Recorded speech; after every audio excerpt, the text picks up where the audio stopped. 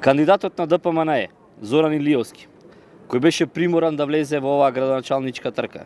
Ќе остани запаметен како човек кој го бранеше криминалот на Талевски, го гласаше буџетот со кој Битола остана без копанки, без реновиран офицерски дом, нови автобуси за јавен превоз и уште многу други работи.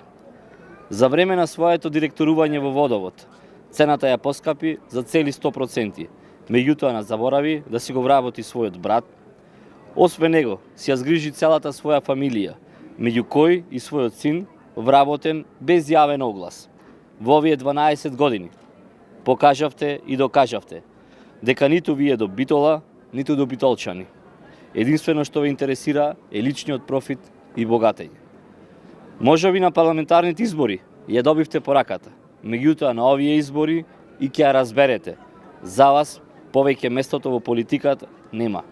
На Битола и требаат нови луѓе кои градот ќе го направат поубаво место за живење.